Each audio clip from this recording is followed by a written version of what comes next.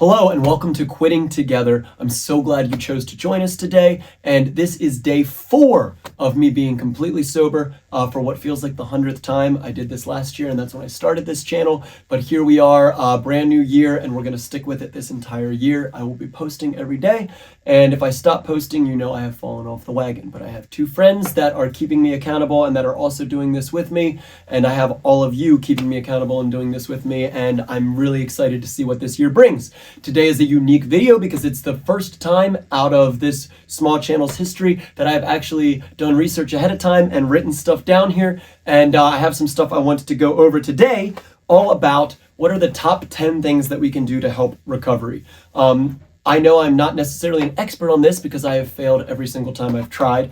But I can say that in the times that I was sober and in this time now that I am sober, these are the things that I am doing and that I have seen have had the most advantage to people as they do them. So we're going to start with number 1. The very first thing that I would like to say is if you have an addiction of any kind, you should at the very least consider seeking professional help. I am by no means professional help, but I can be a little bit of advice. But I think that it's depending on the addiction too, and how severe it is. There's always good reasons to seek professional help.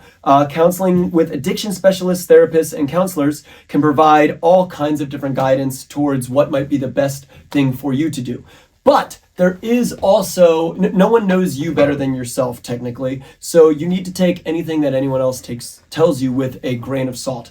A lot of doctors might try to get you on a medicine right away that you may or may not need. And it's really tough in today's time where everything is driven by profits to really know if you're getting good advice or not. So I would highly suggest seeking professional help from at least one, but maybe multiple sources and see what would work best for you. There's plenty of professional people all over YouTube that you can look at as well and see what advice they have. Number 2, joining support groups such as AA, MA, different things like that. If you don't know what MA is or NA, that's Marijuana Anonymous and Narcotics Anonymous.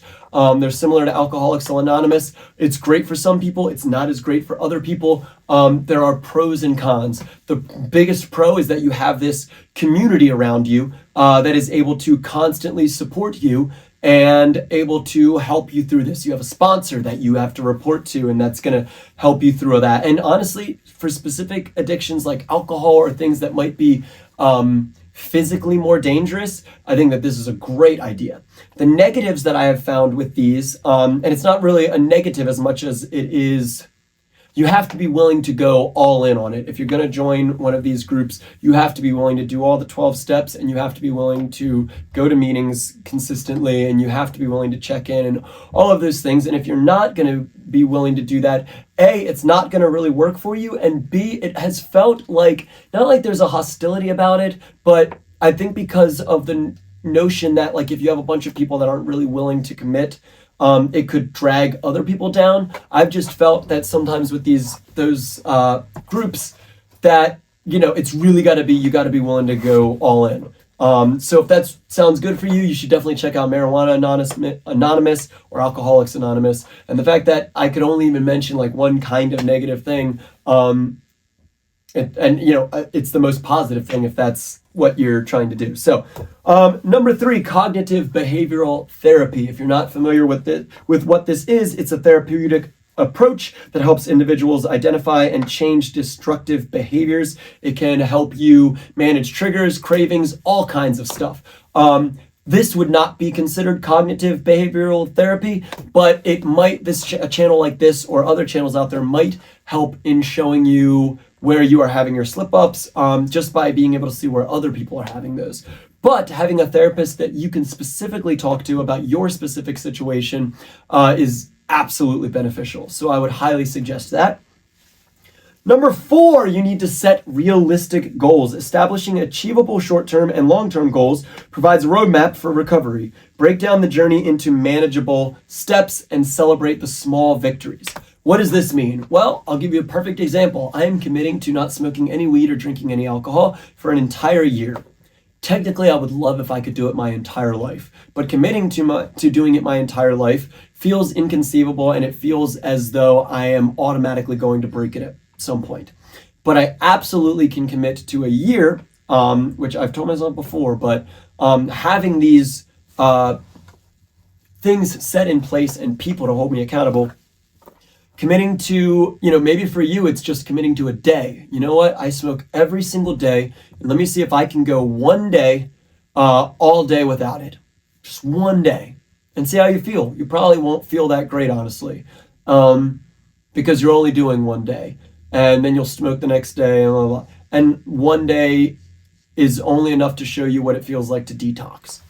4 days in, where I'm at right now, is also still only enough to show what it's like to detox. But setting realistic goals, maybe it's just smoking a little bit less. Maybe it's trying to taper off by a certain date. I have somebody that commented on one of these videos that went on this long comment about how much better they felt when they weren't smoking, but right now they currently are smoking and weren't ready to quit. And I said, if you're not ready to quit right now, well, let's set a quit date. Let's set a date in the foreseeable future that seems realistic, whether it's tapering off to that date or whatever. I think it's worth everyone trying. Anybody that smokes weed, even if you smoke all the time, I think it's worth trying to do sobriety for a little bit and see how you feel.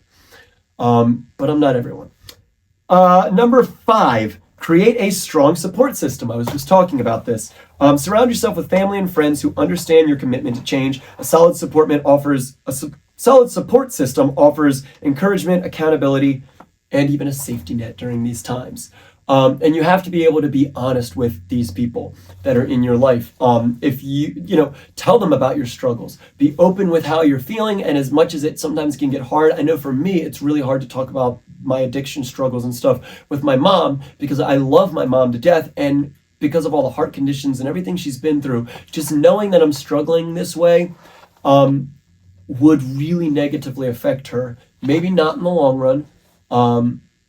But she would be up at night worrying about me. Now, if she knew I had this channel, she would probably be pretty proud of me.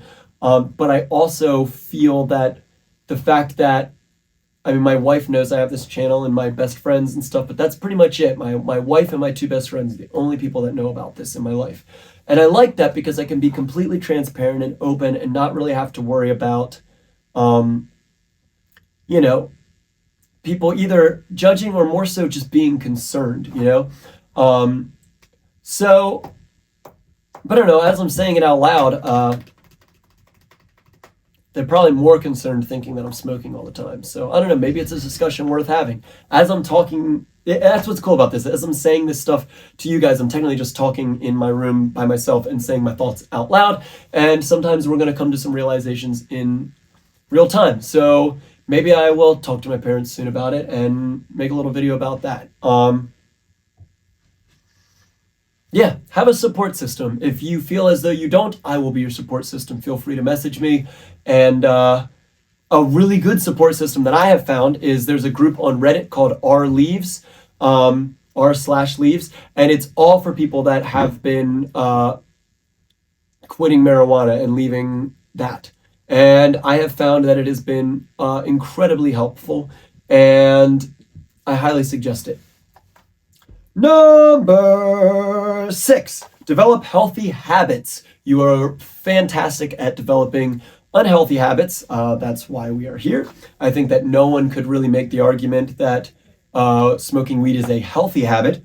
So developing healthy habits means replacing addictive behaviors with positive habits, such as exercise, proper nutrition, making sure you're sleeping well, all kinds of stuff like that. Those are all going to help in your recovery. Now, part of the problem is it's incredibly difficult to sleep well when you're used to using marijuana for sleep. And now all of a sudden, here we are, and we're having a really hard time sleeping. So not only are we going through the withdrawal, but we can't sleep, and you kind of almost feel like you're going psychotic a little bit. I know that's at least the case for me. But trying to develop these healthy habits can really make a difference. For me, I have an app called Done that I'm using that allows me to put in things every single day that I want to make sure I'm doing every day, and then I check them off, and it's super simple stuff. Making sure I'm brushing my teeth twice a day, making sure I'm making a video for this channel, little things like that. And by doing something like that, rather than having to remember to do 20 things in a day, all I have to remember to do really is one thing, and that's check that app in the morning, and then throughout the day, make sure that I am just completing it. And it makes it a lot more manageable and a lot easier to remember things. Another thing that I've found that has really helped is this was a thing from David Goggins. It's using notepads or sticky notes that you could put on a mirror. It's called an accountability mirror. And you put things you want to achieve. Maybe it's little things that you need to do that day, stuff like that. But then when you peel it off, you stick them together and you build this almost like booklet of things that you've written down, goals you want to achieve, things that you want to do. And when you complete those, you pull them off. And every morning you look at yourself in the mirror and you see these things holding you accountable. That I haven't done in a long time, but it really helped me a lot last time I was trying to quit. Maybe we'll do it again this time now. Next up is mindfulness and meditations. Practices like mindfulness and meditation will enhance our self-awareness and provide the tools to manage stress and cravings. Mindfulness can also foster a deeper understanding of our emotions and help us build resilience against those. So what does this mean? Maybe you've never meditated. Maybe you are meditating all the time. But everyone can meditate. I've had an argument a long time ago with a guy that was trying to tell me it was impossible for him. And he was a guitarist, a very good guitarist. And I asked him how often he runs his scales. Like, if you're familiar with music at all, scales are, these things that you practice every day. And he said he runs them about an hour every day. Without his phone, without it, he just runs his different scales, his modes, blah, blah, blah. That is meditative. That is focusing on one task. That is calming your mind from these other things and doing one thing. Meditation might be you closing your eyes and what you think of when you think of meditation, but maybe it's just sitting out at a pond and just watching what the ducks do for 30 minutes or 20 minutes or 15 minutes or whatever it is. But that's the only thing you're going to focus on, because really meditation is just simply the practice of clearing your mind, of removing any thoughts that don't need to be there, of being able to focus in. With like ADHD and stuff being so prevalent today because of the society we live in, the things we eat, the things around us, the changes of this constant need for more dopamine, we've all developed the inability to focus on anything for one long period of time. And it's what ADHD almost feels like that is the neurotypical at this point. And I think almost statistically it's starting to get to that point. So, by simply instead learning how to calm our mind, we can not only mitigate a lot of these day-to-day symptoms of our mind just going everywhere, but we can learn to mitigate some of these symptoms of feeling these cravings. Mindfulness is very similar to meditation. It's simply the act of basically acknowledging if you're thinking or feeling. If I start to feel a certain way, right? So if I start to feel angry or feel stressed that I can't smoke weed, one thing that usually helps me is I feel the thought and then I acknowledge what that thought is. Oh, what an interesting thought. I just thought that I wish I had some pen with a little bit of battery in one of my drawers that I'd randomly find so I could hit it and then I'd feel a little better. What a weird thought. Why do I feel I need that? Is that thinking or is that feeling? Well, that's a feeling. I'm thinking technically, but it's an emotion. I'm feeling that I need to smoke. And being aware and being able to be honest with yourself about those things can make a world of difference. Now, the next thing, in some cases, medications might be prescribed. This is number 8, pharmacological interventions. Medications could be prescribed to manage withdrawal symptoms and reduce cravings, but you would need to see a doctor or a healthcare provider. Now, I don't think that this is necessarily a good thing or a positive thing if you are only struggling with weed. I don't know that there's enough research, and I have not seen any sort of medication that might help with this. But for alcohol, or other drugs, especially harder drugs, if for some reason you're struggling with heroin or opioids of any kind, benzos, all that stuff, you absolutely should seek medical help, because you can die from withdrawal from some of these things. You can die from alcohol withdrawal. And so, depending on your drug of choice, I think that you should most certainly consult a doctor about these things. And if for some reason someone has information out there about something that might be a good medication for people trying to withdraw from weed, please let me know, because the only thing I've heard is CBD, and that also is weed. So let's go on to number 9, educate yourself. Understand the science behind addiction and its effects on the brain. This can empower you to make much more informed decisions. I know for me, knowing the negative things, like, okay, so when I first started finding out all the negative things about weed, when you hear like, oh, it's bad for your throat, it's bad for your voice, there is tar in it, and it's not all the stuff that's come out about the long-term effects of it on the brain. And at first, when you're smoking all the time, how many times have you heard this? No one's ever died of weed. Well, first off, that's objectively wrong. That's objectively not true. There have been a lot of people that have had heart attacks because of an accelerated heart rate on weed and died. There has been people that have been too high and had a bad car accident. That does not mean that it's the norm. It does not mean that it's anywhere near as bad as alcohol or other things. But if we're trying to be objective, saying that no one has ever died as the result of ingesting THC or marijuana is just stupid. Now, has no one ingested so much marijuana that only that killed them? No, maybe not. I don't know. But it still can have a negative effect. Let's not even mention the amount of the neurological things it could be doing and end up causing people to unalive themselves, or have a psychotic break, or even if it's not ending their life, it does end the life of who you were before many times, and especially if you don't learn to escape it. So what I can say with that is just educate yourself on the topic, whether it's watching this channel, which is probably the least educational you're going to find, and much more of me just telling you how I'm feeling about this and the information I have, or a channel where somebody with a doctor in front of their name can give you a much more scientific outlook on this. Andrew Huberman is a great person for this. If you have not seen his episode on marijuana, he spent months doing all of the research he could on this, and he's one of the top, research scientists in the entire world at this point. From a culture standpoint, he might be the number one in the world at this point. But you should definitely check him out, Andrew Huberman. The last thing I'm going to say is create a structured routine. This kind of goes back to developing healthy habits, but establishing a structured daily routine helps reduce unpredictability and provides a sense of stability. If you go back and watch my day 2 video that I posted, I guess 2 days ago at this point, I had a horrible day for the entire first half of the day, to the point that that part of me thought I was not going to be able to do this. I was in a panic attack for basically almost 2 days straight. And I did not go to the gym or anything in the beginning, and I should have. I didn't go to the gym until 3 o'clock in the afternoon that day. And I'm telling you, from 4 o'clock to the rest of the day, I felt so much better. Yesterday and today, I've been to the gym early on in the day. I've made sure I'm eating breakfast. I've made sure I'm doing all of these little things, because so much of our anxiety and our feelings of worthlessness and all of that come a lot of times from our inability to just create a simple routine. And then we're sitting there, not only are we complaining and feeling horrible about the withdrawal and not smoking, but we're like, man, and we can't even do anything right. I'm not even high and I still can't do this stuff. And I trust me, I don't know about you, but that's absolutely how I feel. So trust me, I'm right there with you.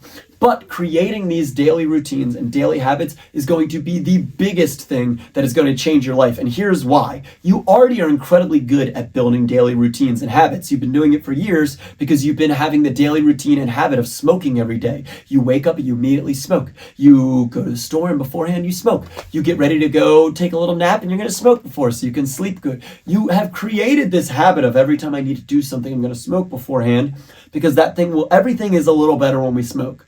Objectively, it's just true. Everything feels a little better when we smoke. Maybe not overall and in the long term, but in tiny little doses, it does. Movies are funnier, music sounds better, all of that. Especially if we've been smoking a long time, right? Or even if you're brand new to smoking. If you've never smoked before and you're with your friends and you watch a comedy show or something and you've just smoked for the first time, it's going to be the funniest thing you've ever seen. And then you can go back and watch it when you're sober. You're like, what the heck? That's part of the problem right now with me quitting, is that it's harder for me to listen to music and enjoy it. It's harder for me to watch a comedy special and really laugh.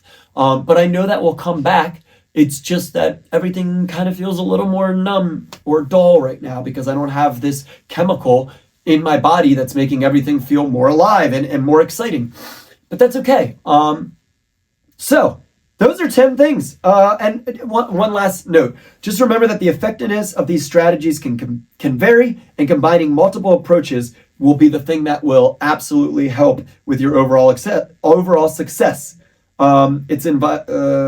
Yeah, this is all the type of stuff I was already saying. So I don't need to, I've said more than I actually wrote down. So all of this to say this in closing. I've listed 10 things here, and if you go to the description below, I have typed up a version of exactly what I read that's there for you to copy and paste and just have as a resource. And that's about it. Thank you so much for following this channel. I feel better already on day 4, and I can't wait to hear more of your stories, and see you tomorrow for day 5.